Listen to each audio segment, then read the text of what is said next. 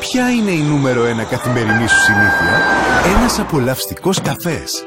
Στο σπίτι, στο δρόμο, στη δουλειά. Γνωρίζεις πως το ίδιο κάνει και το 60% του πλανήτη? Αλλά μάλλον ναι, αφού αποφάσισες να ανοίξεις το δικό σου καφέ. Βρήκες τον ιδανικό χώρο, διάλεξες κορυφαίους μπαρίστας, το πιο έμπειρο προσωπικό και έφτασε η στιγμή να επιλέξεις την καλύτερη ποιότητα καφέ.